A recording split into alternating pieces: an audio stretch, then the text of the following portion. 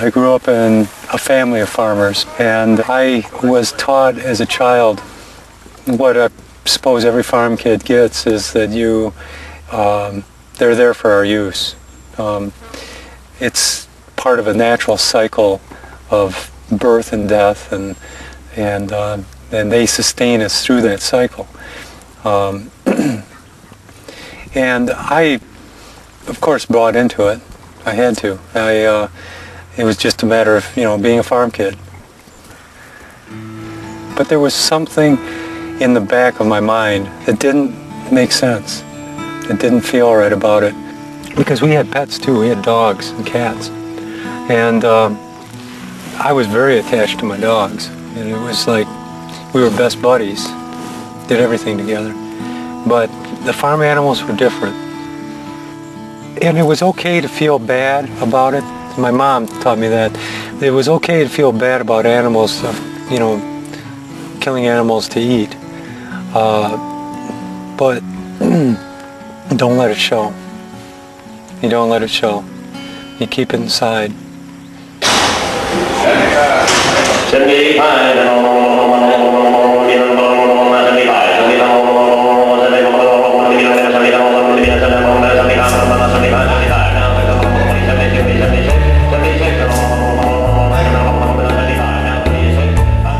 I'd have friends who took livestock to county fairs. And I realized I wasn't alone, because even these kids too, they cried when they auctioned off their, prize cow at the end of the fair. So I thought, I'm not so weird, but you could never get anybody to talk about it. You never talked about how you felt about your animal. At least not when the tears are flowing. You could, when you're young, if you're that young, you might say, yeah, I really like my cow. Or my goat or my sheep or whatever, or my hog, but you never, that was it. You said it once, kept the stuff up her lip, and you moved on. And the last thing you ever want to be is weak. Weak farmers don't survive. Most of the slaughtering we did was on the farm, but occasionally we'd go, especially on weekends. There was a family-owned slaughterhouse in our area. It was the biggest one, and we would go there, and sometimes I would help out. I think they know way before then. They don't want to go. It's just because I think they know what's going to happen to them. And definitely when they get there, they can hear it.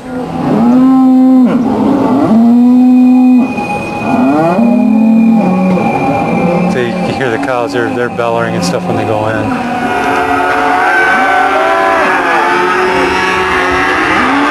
It's a pretty awful sound. And they're getting prodded off from the trailer, and shock prods don't feel good. And they don't like it, and that makes them scared and anxious and afraid. They start bellowing, and they hear the other cows, and literally in a big slaughterhouse, and the screaming, it sounds like people.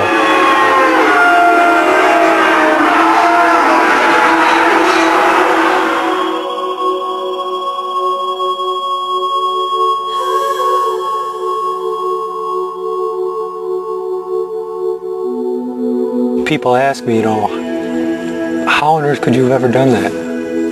And it's really hard. It's a very hard question to answer.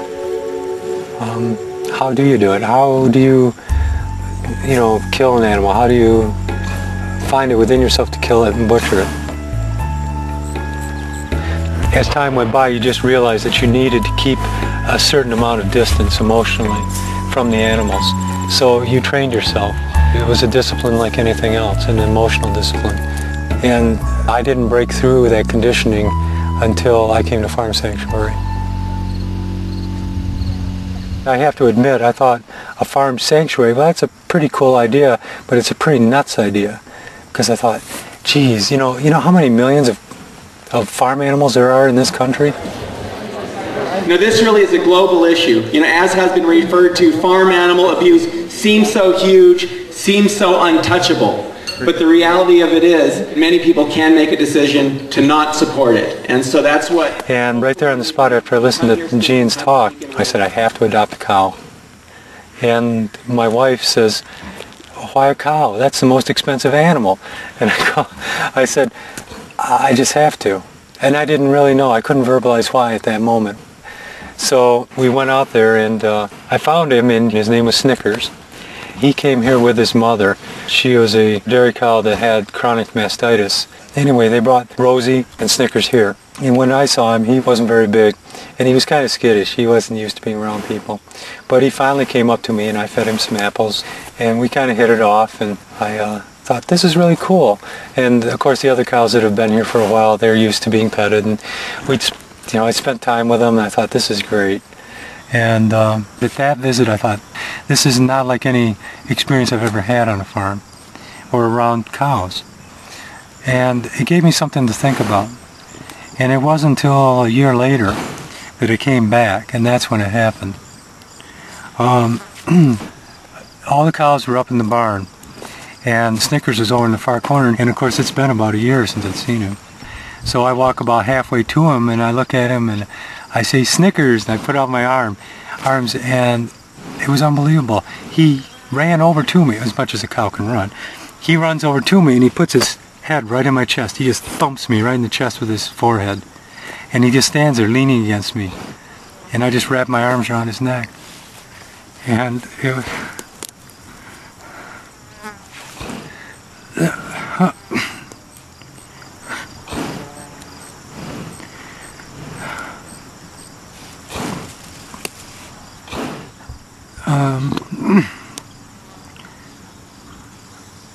I'm sorry.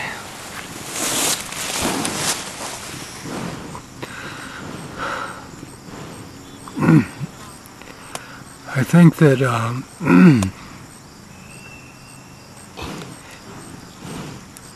he knew just where to hit me to kind of open me up to that part of me that had been closed off.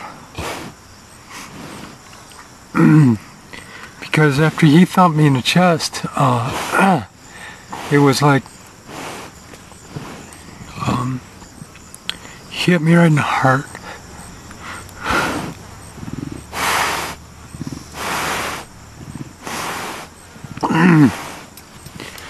And I knew right then that that's exactly what I'd shut off ever since I was a kid.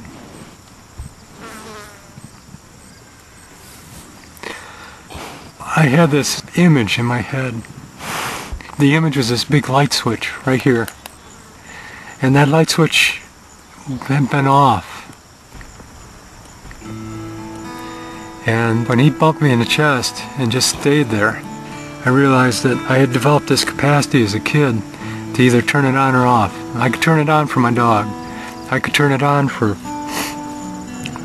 the people in my circle of compassion. And now I realized why I had to adopt a cow, and how Providence would have it, or whatever, that Snickers be that lesson giver, the one who made me realize how I was able to do that, to abuse animals at times when I lived on a farm, to kill them, to slaughter them, to eat them. I was just able to turn that off. And that's when my life turned around, big time, big time.